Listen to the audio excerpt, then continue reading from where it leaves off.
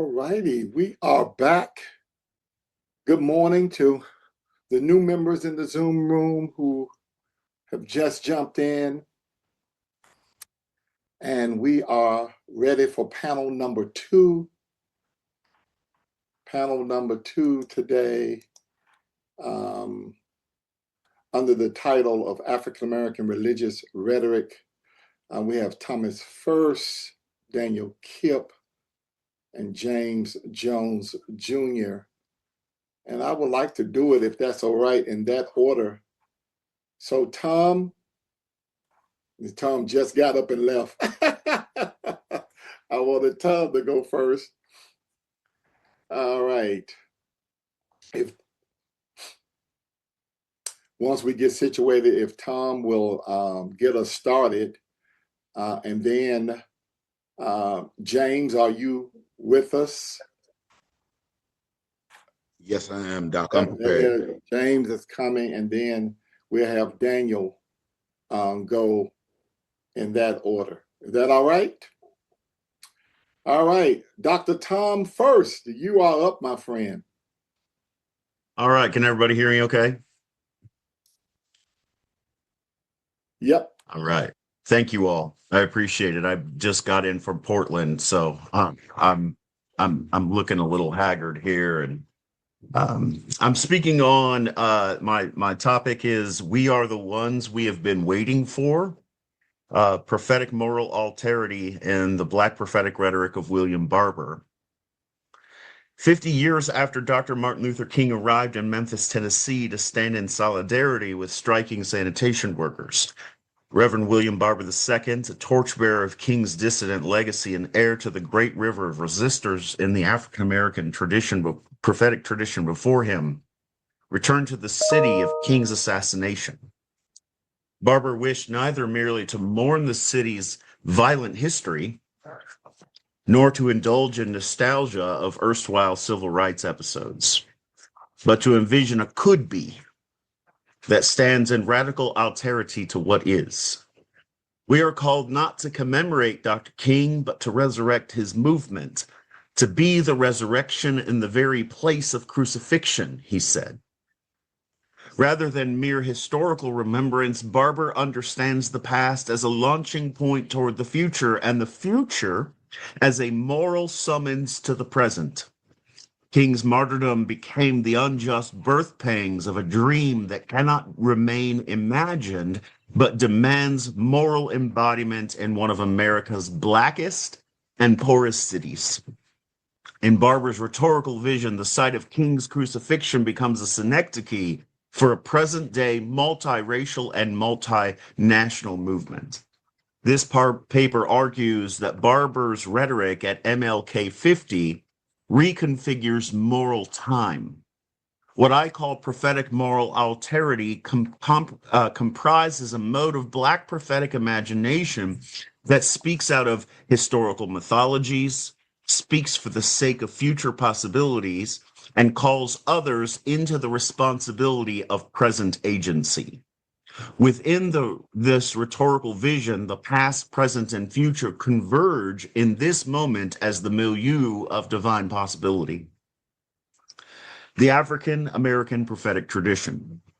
Barber's rhetoric stands within the long tradition of African American prophetic figures whose discourse reconfigures moral time by calling the future into the present. While often caricatured as moral conservatives or divine scolds, the prophets of the Jewish and Christian tradition saw their task not as policing personal piety or preserving institutional status quo, but as employing divine pathos to unsettle empire and its moralities of death. Because prophetic rhetoric develops outside of the Greco-Roman and Western individualist rhetorical traditions, its denouncements of the moralized regimes of the what is and reimagining of what could be are not necessarily framed as persuasion. Witness to the truth matters more than persuading the oppressor. For prophetic rhetoric assumes from conception through invention that the oppressor, as beneficiary of the current social arrangement, has a vested interest in intransigence. And yet on the far side of crucifixion lies the eschatological hope of resurrection, descending on history in the person of Jesus Christ. Prophetic rhetoric does not merely anathematize current social arrangements of oppression, nor does it merely offer an opiate of an imagined alternative future. Rather, it summons that future resurrection into the present through incarnated practices of resistance. Walter Brueggemann, Old Testament scholar, notes that the prophetic task, therefore, is not only to castigate, but to energize, not only to announce the end, but to imagine the beginning. This reconfiguration of moral time becomes most visible when prophetic rhetoric attaches itself to place and renders space morally operative.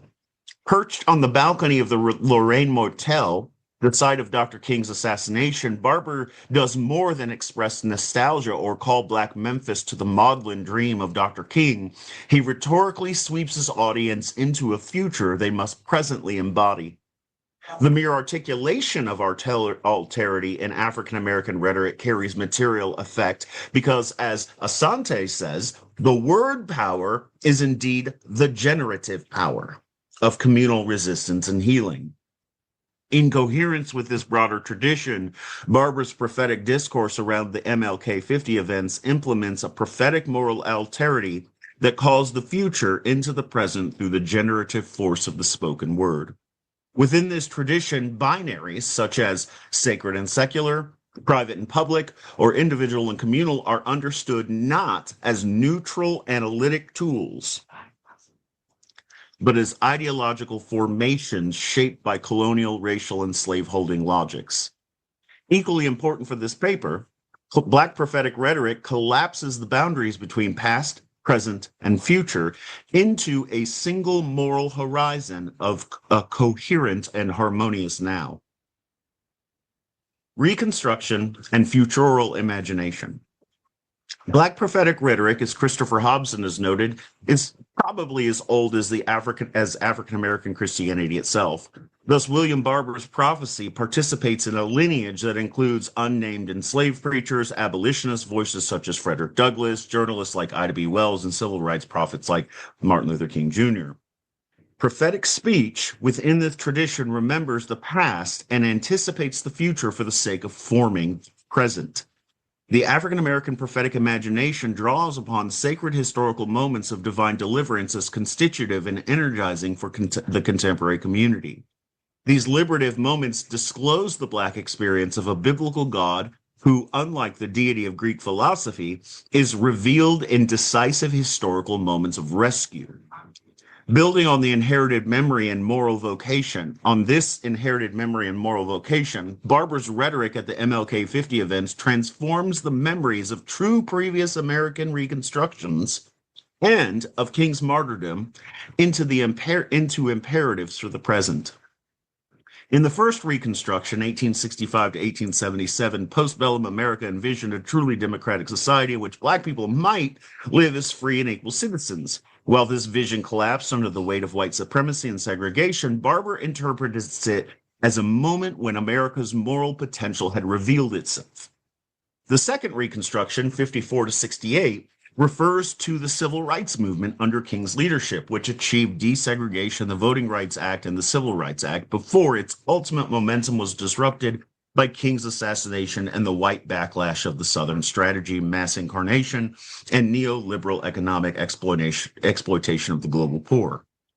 Yet this period, too, carried sparks of moral vision that Barber now seeks to fan into flame through the rhetoric of a third Reconstruction. Drawing from Reconstruction narratives and end times visions of a pluralistic community in Revelation 21, Barber imagines a multi-ethnic, multi-religious, moral movement that demands America make good on the insufficient funds King named in his 63 I Have a Dream speech. Whereas many white Americans construe prophecy as future-oriented eschatological escapism, Black prophetic rhetoric, according to James Cone, insists that even eschatological hope is more than longing for the next world. It is the grounding of hope in God's liberating work in this world.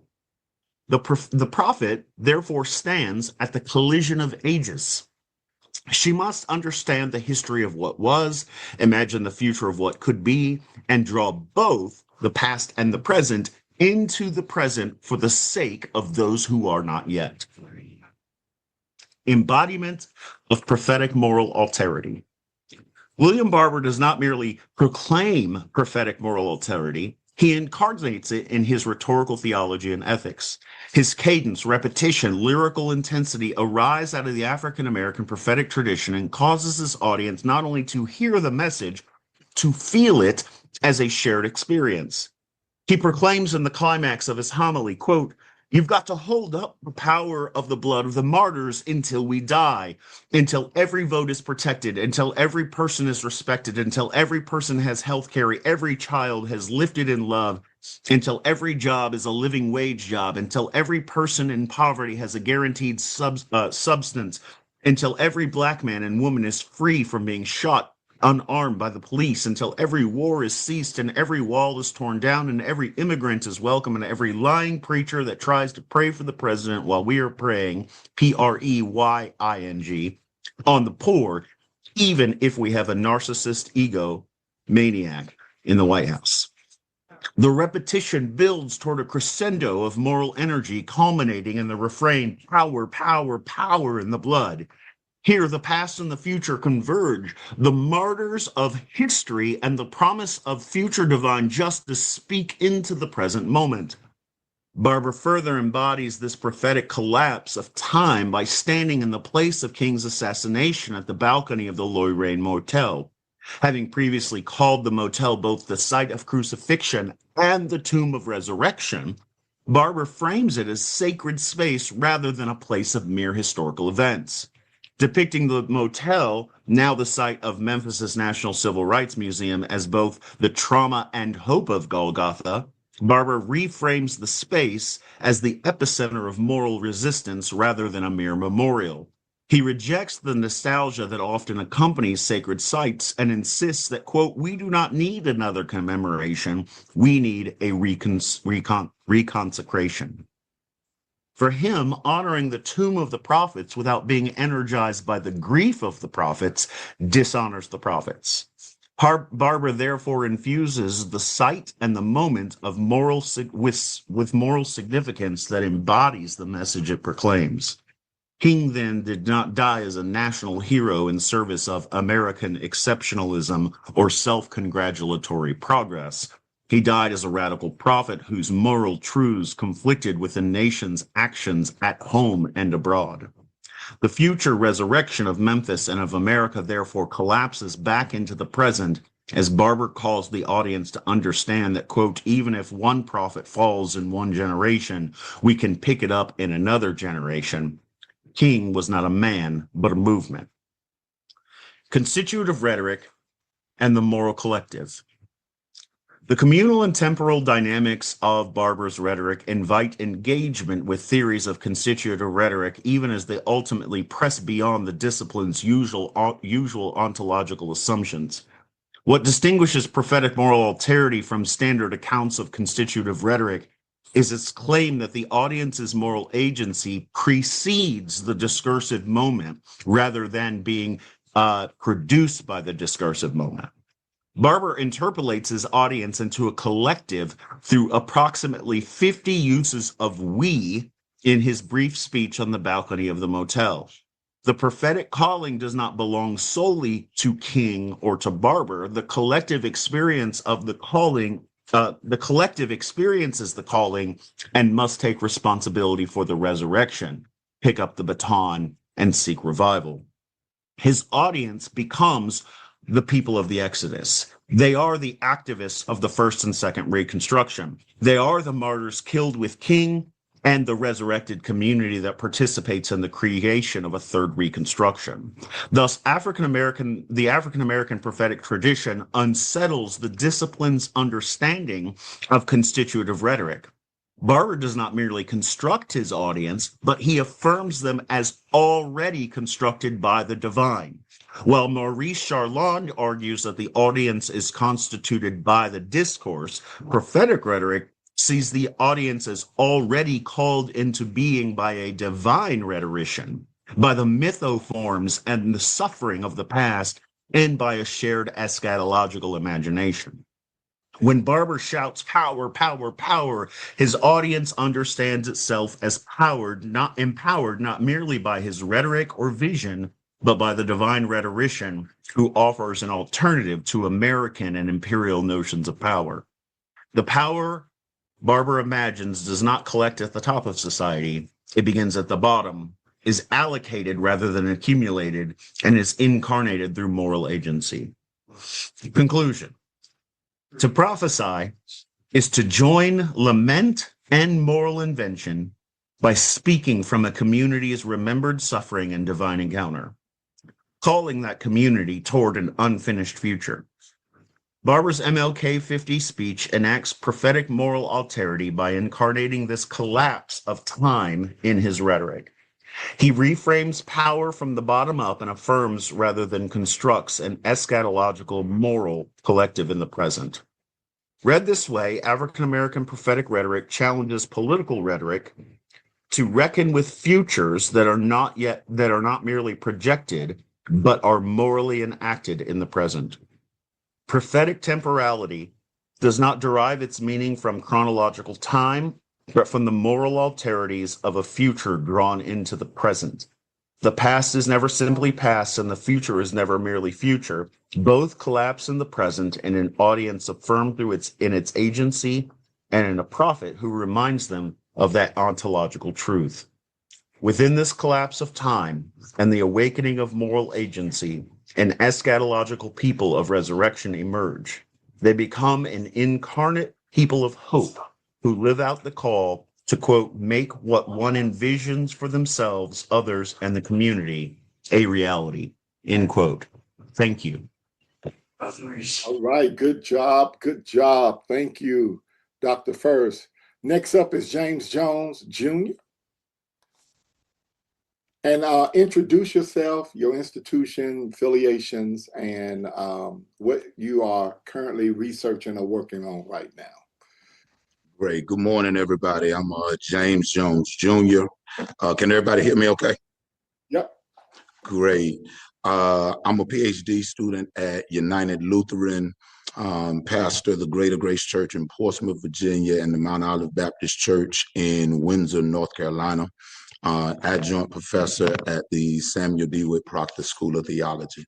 I am going to be sharing my presentation this morning on If the Church is Silent, Howard Thurman and a Theology of Impotence, Prophetic Rhetoric, Christian Nationalism, and the Recovery of Flourishing. This article argues that the persistent failure of many Christian communities to confront systemic injustice reflects what may be termed a theology of impotence, a condition in which Christian discourse retains symbolic authority while lacking prophetic courage and transformative public agency. Drawing upon Howard Thurman's question in Jesus and the Disinherited concerning Christianity's inability to deal radically and effectively with discrimination and injustice, this study reframes impotence not as a biological incapacity, but as a rhetorical, theological condition of moral paralysis. Employing rhetoric and hermeneutical analysis, my essay examines theological and homiletical voices associated with Christian nationalism in contradiction to the Black prophetic preaching tradition represented through contemporary preaching, womanist theological reflection, and rhetoric and religious scholarship. Howard Thurman's haunting question continues to reverberate through contemporary Christian discourse. Why is it that Christianity seems impotent to deal radically and therefore effectively with the issues of discrimination, injustice on the basis of race, religion, and national origin? Thurman's question remains urgent because it exposes the contradiction between Christianity's theological claims and its historical performance. Christianity proclaims justice while often accommodating inequality. It preaches reconciliation while remaining silent concerning structures of domination. When we look at Howard Thurman's question, the article raises the contradictions and reveals what may be termed as a theology of impotence, a condition in which Christianity retains symbolic authority while lacking prophetic courage and transformative agency in public life. The present study intentionally acknowledges the gendered nature of the term impotence while insisting that Thurman's rhetorical framework remains profoundly recoverable and intellectually generative. Charles H. Long reminds us that religion is a language of ultimacy.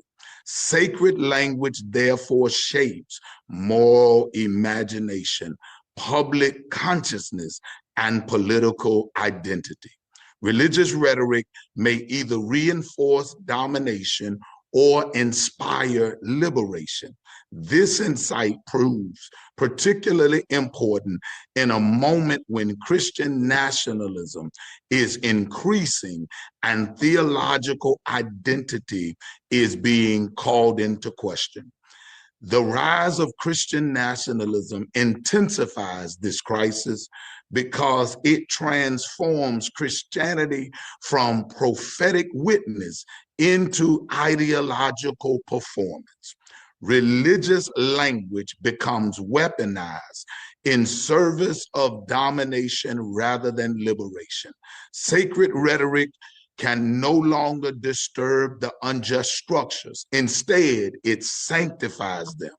Against this backdrop, the Black prophetic tradition continues to articulate an alternative theological imagination rooted in justice, dignity, democratic accountability, and communal flourishing.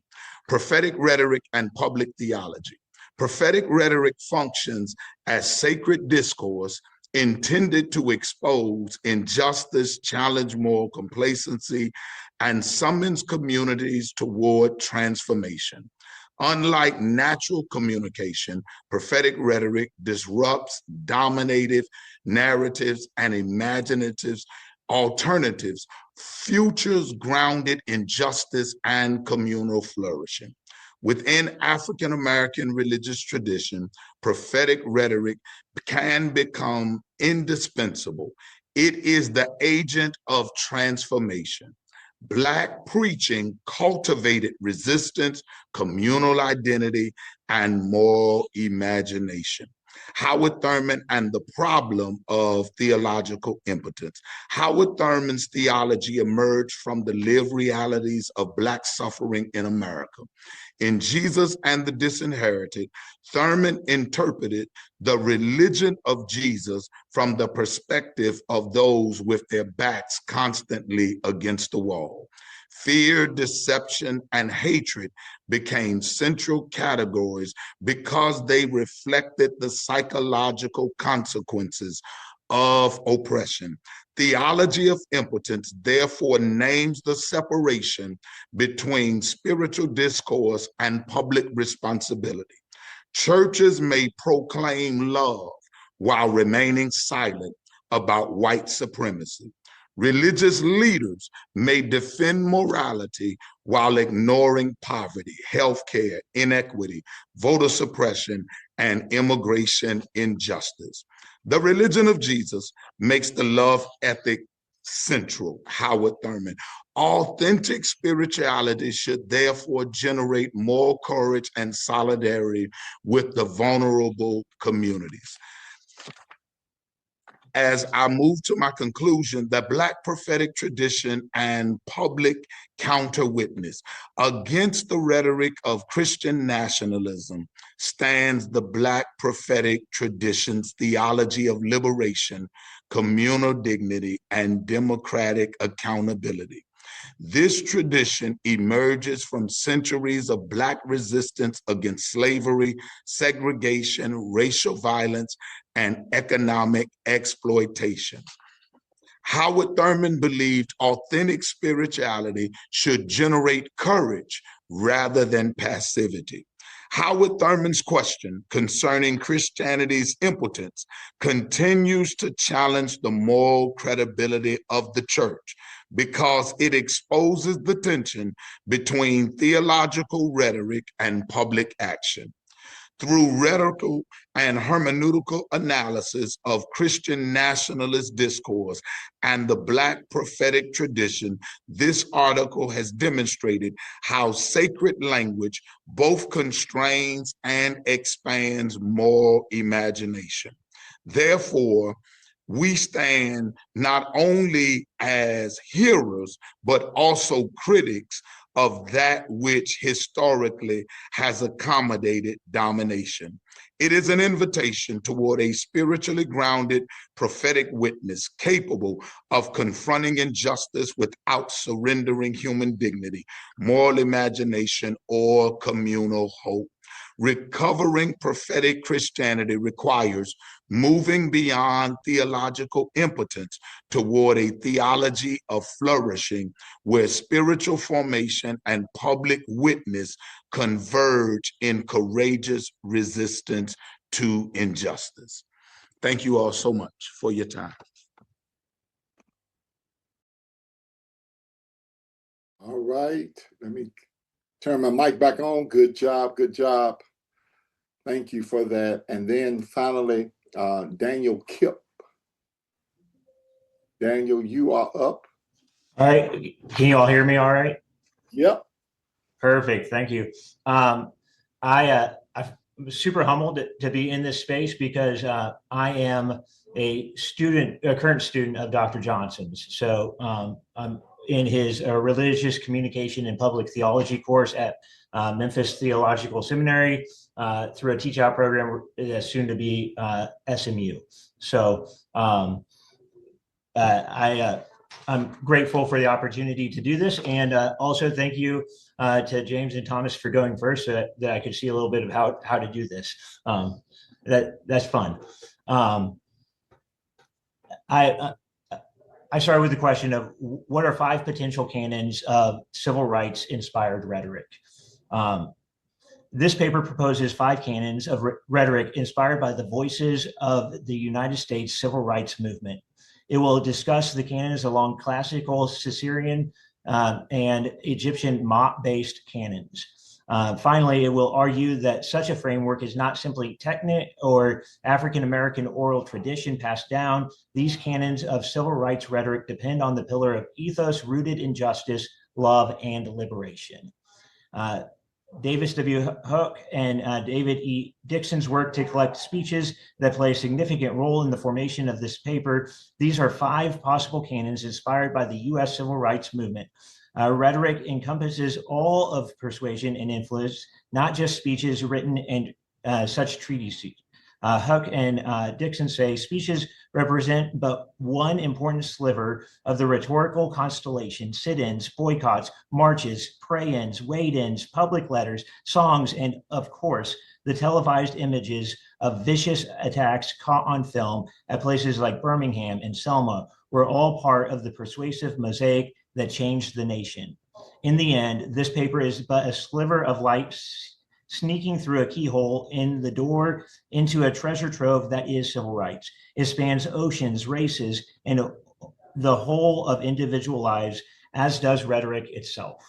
Aristotle in Rhetoric sets forth a definition for rhetoric, saying, "It is clear then that rhetorical study in a strict sense is concerned with the modes of persuasion. Persuasion is clearly a sort of demonstration, since we are most fully persuaded when we consider a thing to do, to have been demonstrated. In other words, rhetoric is the means, often through but not limited to words, by which one intentionally influences or motivates another. Essentially, the design of argument formation, key appeals of one's point, and the figures one uses to convey their message are key aspects of rhetoric. George Kennedy introduces the idea of canon by sharing multiple translations of canon from Greek that indicate how to assess and measure something. Individual works of Greek poetry, such as Achilles' speech in Homer's Iliad, served as the unofficial standard for persuasive speech. Kennedy claims the corpus of classic rhetors was more important than a distinct canon. Put another way, students of public discourse looked at popular works in shaping their speech, but they weren't explicitly canon. Kennedy heralds Quintilian as most completely expounding on the 5 classical canons of rhetoric, and that was championed by Cicero. Cicero in the 1st century BC described the development of rhetorical canon as numerous writers have laid them down: invention, arrangement, elocution, memory, delivery. The presentation of this enumeration both demonstrates the attribution of canon to a corpus of orators who came before as numerous writers, and explicitly names 5 canons. Invention is the process of deciding what one will argue. Arrangement is how one chooses to organize an argument. Elocution is the shape of the argument based on word choice and sentence structure. One may name elocution, its synonym being style. Memory is how one remembers and helps the intended recipients remember the argument. Delivery is the experience of the argument, primarily how the audience sees and hears what is spoken. Michael V. Fox argues that Egyptians had 5 canons of rhetoric over a millennium before Cicero: silence, kairos, self-restraint, fluency, truthfulness. Egyptian canons center on the character of the speaker in contrast to the persuasive intent of the classical canons. Silence is the strategic act of listening and seeking wisdom. Kairos is finding the opportune time to respond. Self-restraint requires speaking with economy and intentionality, particularly how they are affected by sentiment and reaction. Fluency is practice and control that produces eloquence. Truthfulness is the ethical alignment with the goddess Ma, the actual person one is addressing, seeking to demonstrate justice and truth. The proposal of 5 intrinsic ancient Egyptian rhetorical canons informs the invention of this paper. Fox's work alongside the ancient Greek implicit canon of the corpus of ancient orators opens the door to looking for unstated canons apparent in other traditions. It is important to look for multiple sources, especially informal ones, that shape popular rhetoric. Raka Sham says, rhetoric is a discipline that is largely based on humanist theories and speeches of white men in power, and has not been adequately self-reflexive and about its scholarship in relation to its issues of race and neo-colonialism. Naturally, it is necessary to reflect on the modern art of public discourse and how corpora of minority voices have engineered it. The United States civil rights movement of the mid-20th century is an influential corpus of minority voices within modern rhetoric. It is a movement that sought to persuade, as classical rhetoric did, and appeal to a higher moral standard like the ancient Egyptian rhetors. Huck and Dixon highlight a challenge of learning from civil rights voices. Unfortunately, many important and likely eloquent speeches during pivotal moments of the movement have been lost. Indeed, some pivotal moments were lost, primarily because many speeches are extemporaneous. That said, this paper will treat the rhetoric that is not oration. Finally, synthesizing an argument rests at the core of the first canon in classical Egyptian rhetoric.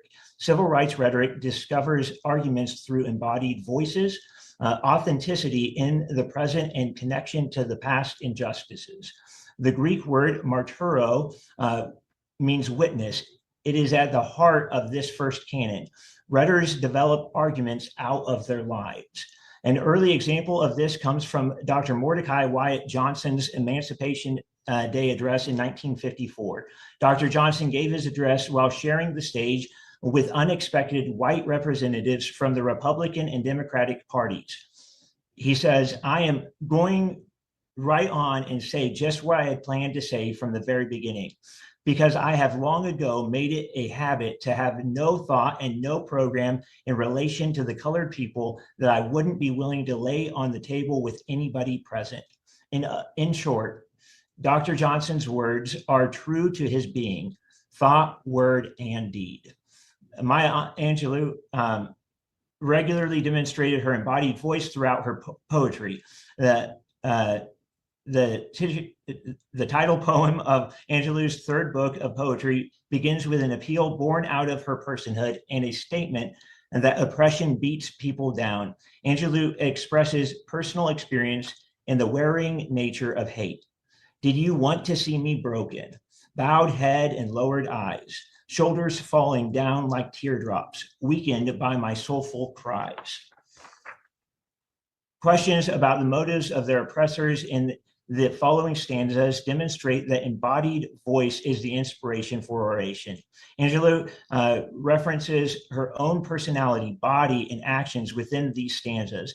Communal embodied voice empowers the individual with determination to rise, not simply out of personal self-interest, not just from stubbornness, but born out of collective embodiment. Being bent low is the problem, but the ancestors' gifts are the source of inspiration.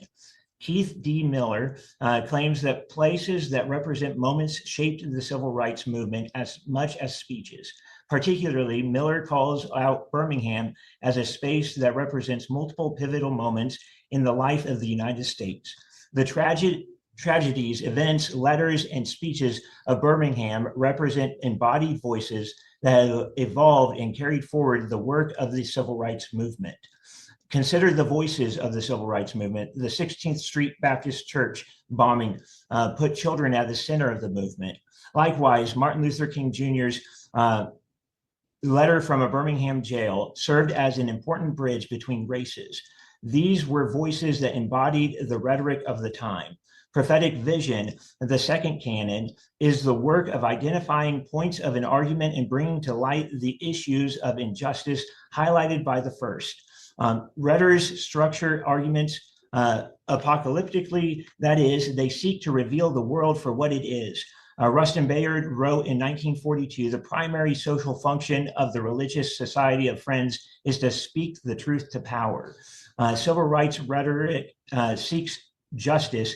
Classic rhetoric seeks to convince, and Egyptian rhetoric seeks truthfulness. Arrangement in civil rights rhetoric is always moving towards justice to help people see the world for what it really is. Martin Luther King Jr. wrote a public letter to 8 white clergymen in 1963. King responded to accusations that he is an outside agitator, saying that it is not possible for one to choose to separate from the whole of society. I cannot sit idly by in Atlanta and not be concerned about what happens in Birmingham. Injustice anywhere is a threat to justice everywhere. We are caught in an inescapable network of mutuality, tied in a single garment of destiny. Whatever affects one directly affects all indirectly. Never again can we afford to live with the narrow provincial outsider agitator idea. Anyone who lives inside the United States can never be considered an outsider anywhere within its bounds. A belief that one is part of a greater plan is another aspect of prophetic nature of King's letter. Prophetic vision causes King to link divine call with the human connection among every member of the country.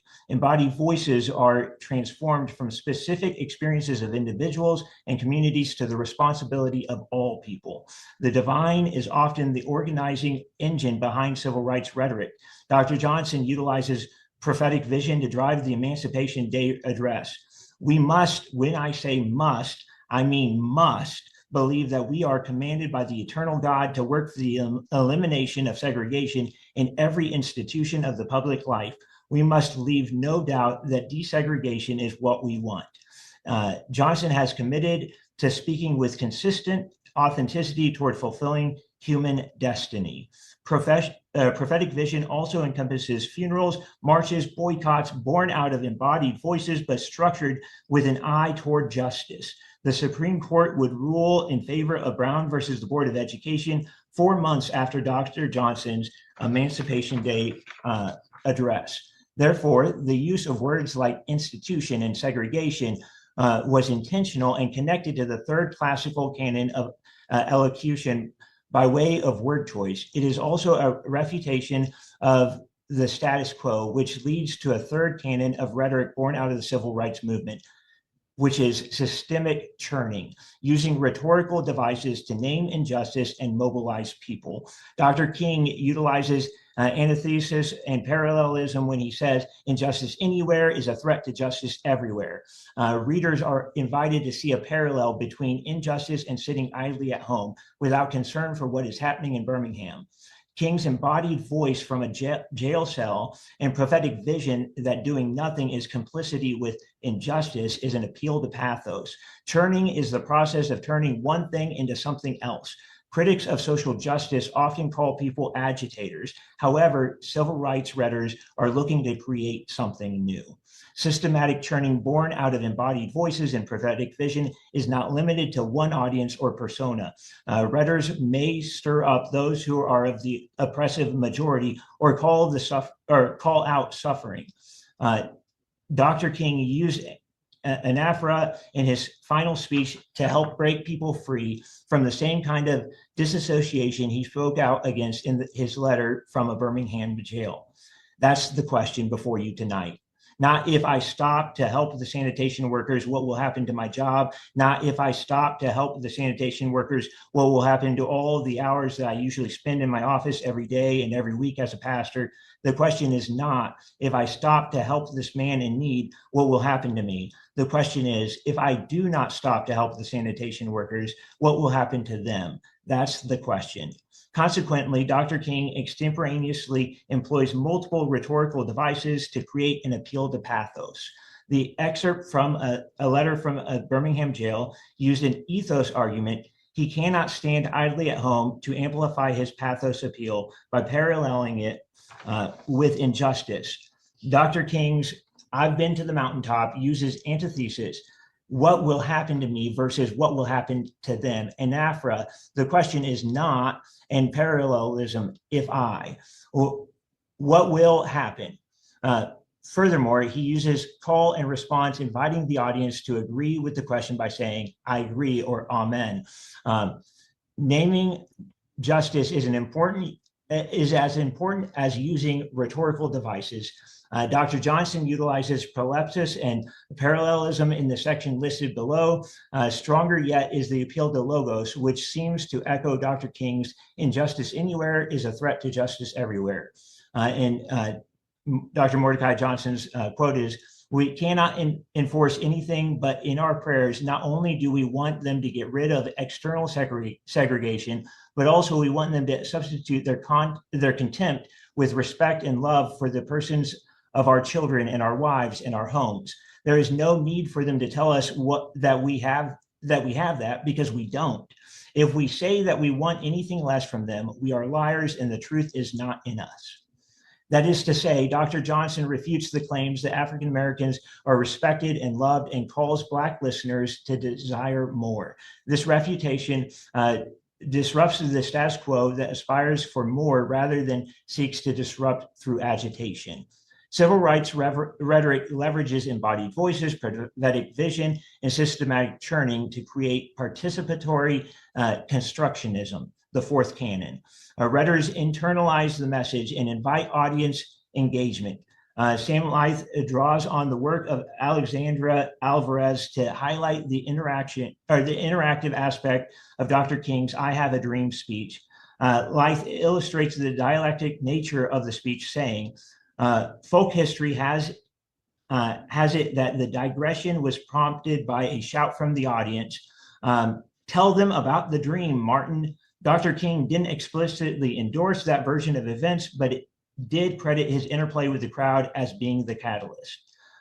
In other words, according to Leith, the repetition and self-plagiarizing nature of civil rights era themes made this moment possible. Angelou demonstrates the intertextual nature of the fourth canon in Still I Rise. The anaphora of I rise and the illusion of I am the dream demonstrate the participatory constructionism of civil rights rhetoric. Leaving behind nights of terror and fear, I rise into a daybreak that's wondrously clear. I rise, bringing the gifts my ancestors gave. I am the dream and the hope of the slave. I rise, I rise, I rise. Anaphora is a regular rhetorical device in civil rights speeches. Angelou uses style and language to connect the poem to the broader fabric of civil rights rhetoric.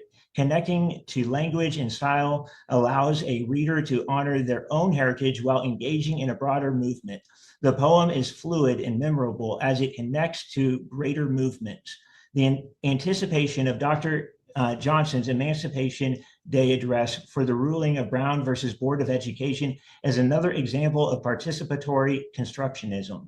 Likewise, it is the introduction to the fifth proposed canon, timely confrontation. This is similar to the ancient Egyptian idea of kairos. One must pick the right moment to act in speech. Intentionally delaying marches, protests, and boycotts would be ideal examples of choosing the right moment. A speech addressing segregation in public spaces with an appeal to the heart of the nation, like Dr. Johnson's address, is an ideal example of timely confrontation. Dr. King's final speech occurred at an inopportune time. He arrived in Memphis late, did not feel well, and it was raining. An associate appealed to Dr. King to say something because people were excited to see him. I've been to the mountaintop, was born out of weakness, transcended by embodied voice, prophetic vision, systemic churning, and participatory constructionism. This paper is a brief overview of 5 potential canons of civil rights rhetoric: embodied voices, prophetic vision, systemic churning, participatory constructionism, and timely confrontation. Examples of civil rights rhetoric are limited in this paper and should be expanded. The works of Fannie Lou Hamer, Malcolm X, Muhammad Ali, Fred Shuttlesworth, and James Baldwin are examples of high-profile rhetorics who represent a vast sea of other voices who would add richness to this work. Additionally, this paper was unable to address the modern day recipients of this rich heritage and how the 5 canons manifest in modern rhetoric. This is both a proposal of 5 hypothetical canons and an inductive exploration of civil rights era rhetoric. Okay, thank you, Daniel.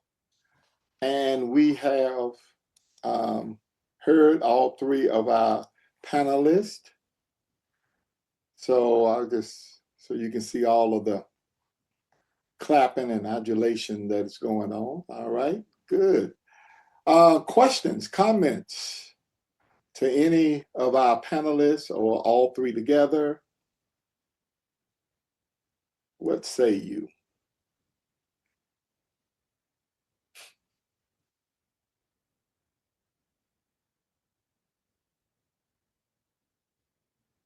Not everybody at once now.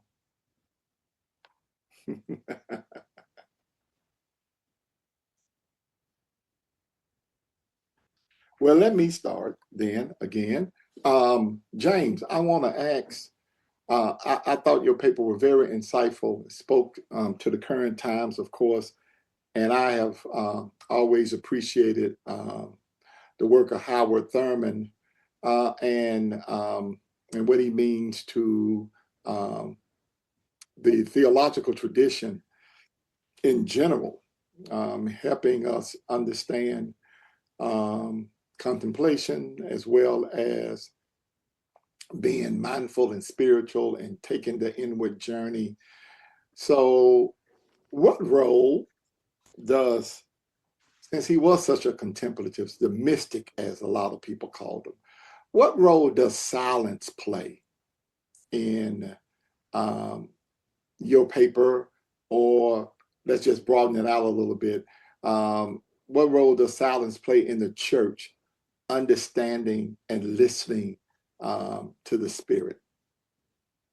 Dr. Johnson, I appreciate that. And it's interesting that you kind of started with me from the question standpoint, because I left out an entire section. That's why the paper was so brief. I left out an entire section, which dealt with not only Howard Thurman's mysticism, but also a section that dealt with your book, Urban God Talk, and just kind of making the intersection between mysticism and being able to discern God's voice through silence. So I believe that in order to have a theology that flourishes, which comes against the grain of the theology of impotence, that we must spend time in silence, not only listening for God's voice in these times of crisis, but also to provide discernment and direction about what the next move is actually going to be. And so when we look back at Thurman's quote about the church being impotent, I think the first move for us has to be a time of sacred silence where we are clearly listening, not only historically for what God has said in the past, but also for where God is pressing to push us forward. And so thank you for actually bringing it up. The last part of my article is actually a theology of flourishing, where I talk about after we come out of the period of sacred silence, we moved into the action that goes beyond us just being silent and us just being critics of the culture. All right, thank you. We have a question in the chat from Jessica. Reverend Jessica asks, and this is to Daniel. Daniel, what was the term you used for what she would call embedded theology? It was a rhetorical term that seemed to fit with that idea.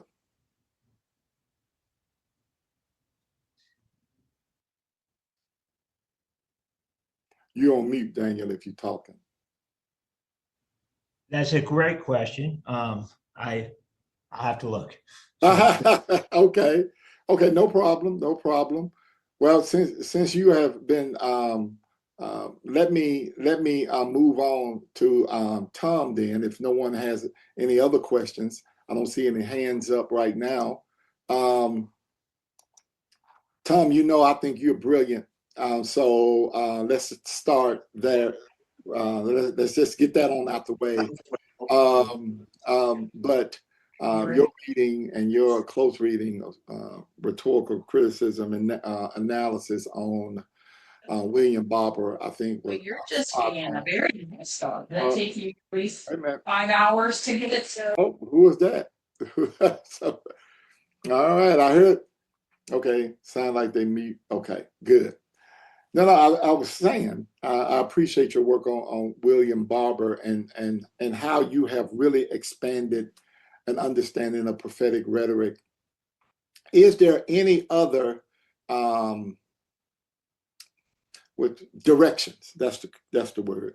Are there any other directions that you see prophetic rhetoric heading in and going? I know your work on call narratives in the 19th century. Now you're doing Barber. You have a paper with me with Baldwin. So, but any more directions that you see prophetic rhetoric going and can be helpful in this time that we find ourselves in? Yeah, so thank you. I appreciate all of that. I would say that part of the formation of my interest, I don't know if the specific movement of the discipline is this direction, but part of the formation of my interest actually, and this is probably why I appreciated the paper on Howard Thurman, is I think that we have to have conversation about spiritual formation, contemplation, silence, meditation, contemplative prayer, and how all of those things are informing activism. The prophetic side of this is great to analyze rhetorically and theologically, but I think to only leave it at this this side where the primary speaking that happens is the human side of the speech is problematic, because the prophet is always a receiver of a message first. So there has to be some further analysis on what meditative silence, reception, surrender, what all of those things look like for the prophetic figure and for the prophetic community. And I think that this probably is essential for activist communities, because at the end of the day, if the only thing that can be accomplished is what we accomplish, then we're going to perpetually feel like we're failures when, for example, 40, 50-year-old legal precedents gets overturned by gerrymandering politicians, right? We're going to feel like, oh, this is ultimately our failure if the primary action and the primary words are ours. But if we understand ourselves as a part of a listening community that begins first with a divine rhetorician who speaks first, then I think that there's a deeper rootedness. And I just wonder what rhetorical criticism might contribute to the conversation about silence, about divine rhetoric. So I just did a paper in Portland where I talked about the Genesis 1 creation story, and I situated it within this, that instead of looking at Genesis 1 as the origins narrative, what if we look at it as a post-apocalyptic narrative? In other words, it's written by a people who had experienced the apocalypse of exile, and they're wondering, what does it look like to put our world back together? And they do not begin with our activism or our resistance. They begin with divine nonviolent speech. So Genesis 1 is really a meditation on divine speech, and human response is really secondary to it. So anyway, that would be the direction I would like to go in the future. I don't know if the specific discipline is moving there, but that's where I would like to go. Thank you, Dr. Johnson. That's a great question. Yeah, no. I mean, and this is the beauty of the discipline itself. You don't know where it's going, but you're part of it. So you can lead us into that direction. Tom first is leading us into that direction. Yes, that's beautiful. I'm just trying to listen to people who have gone before me. I got nothing to say that's original. So this is a conversation. I'm going to try to share it in the chat. It reminds us, and of course, Tom, you were part of this. About 6 years ago now, we did a special issue in the Listening Journal on listening to African American call narratives. And one of the pieces in there that I wrote is on prophetic rhetoric, arguing that before the prophet even speaks, the prophet is in listening mode, should be in listening mode. I don't even know what to say until I listen both to the spirit and to my inward, self and the inward journey, and then outwardly, what are the people saying? And that derives from that passage in Ezekiel where he is told to sit at the gate, just listening. People passing through. Don't say anything. Don't do anything. You have to listen. So I'm thinking about that as Tom was eloquently answering that question. Daniel, I want you to jump in here. I think you found what Jessica was asking, and then you can expound on it if you like. Jessica, was it embodied voices? And if it was, okay. Yeah, well, and I think that speaks to what you were just saying. One things that I have observed just listening to and reading through transcripts is how much it's the speech, the actions are born out of like lived experience. But also a lived experience that is connected to what has happened in the past. It remembers, and to me, like that's super powerful, and it adds credence to the prophetic vision. when we say something, it matters. And so through reading through additional speeches, I came across Robert Kennedy's speech where he responds in Indianapolis. Keep on talking. Keep on on April 4th, 1965, to the assassination of Dr. King. And it just doesn't sound right. And that might be a bad thing for me to say. I'm new to this space, but what I've read is a lot of people like that speech, and I go, this feels deaf to the experience of what is happening. And he's not connected with the people that he's speaking to. He opens up by saying, I have some terrible news to share with all of you. And I look at it and go, this doesn't feel like somebody who is living amid the struggle. And that was really powerful to me as I looked then at Malcolm X and the Ballad or the Bullet. You look at James Farmer's, he shows up to UCLA and speaks at a anti-Vietnam War protest. And amid that space, he stays true to speaking to the struggle of those who have been disenfranchised, those who have been not given the resources that they need to have. And he specifically, one of the things that stands out to me about James Farmer's speech at UCLA is that he says that some people are going to say, hey, we have the Civil Rights Act of 1964. We have the Voters Act of 1965. It's over. Nothing. And he says, no, the struggle is far from over. Nothing can be further from the truth. And then we have 2026. For prophetic vision, he is speaking like the reality of what exists in 1965, and it speaks to a reality that we're now living in 2026.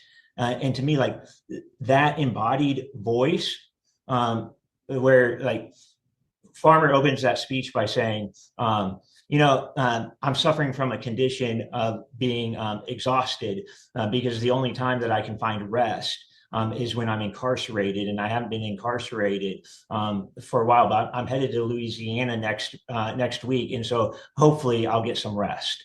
And he's speaking a reality of the oppression, but also then gives us a hint of what could be coming. And we see that 60 years later. To me, that's the brilliance of civil rights rhetoric. No, and thank you for that, because it is actually a connection, even though I don't talk about it in my address tomorrow, but I am going to be talking about that tradition and that what we understand and know as a civil rights tradition gets started, at least for me, in the 19th century with the color convention movement. But I'll save that for tomorrow. Question: is that Dr. Johnson? What's going on? How are you, Dr. Johnson? Good to see you, Doc. Good to see you, sir. Likewise. Let me first say to James, Thomas, and Daniel, your papers and presentations were just wonderful to hear, and the thoughts that you shared were very inspirational as well as thoughtful. And so I commend all three of you on a job well done. I have just a couple of quick sort of observations, maybe, and a question somehow falls out of it. But I'm wondering how sort of a rhetoric of agitation, and this is for any of the three, but a rhetoric of agitation intersects with prophetic rhetoric, right? There's some work by Bowers and Ox. They wrote a book about the rhetoric of agitation and talk about how small groups, how dissenting groups, in fact, sort of move and respond and push against established systems. And how is it that prophetic rhetoric and sort of a agitative rhetoric intersect? At the same time, what about and where does a theology of disruption come into any of your work? It seems to me that to move beyond status quo and to make change needs some type of theology of disruption to go with it. And so, just your thoughts on where those two concepts, the rhetoric of agitation and the theology of disruption, how they might play in your work, or if you've thought about it.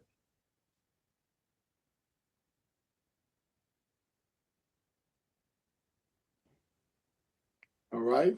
That's for any panelist. I think I'll start. I think it definitely has a place in, particularly with my work with Howard Thurman.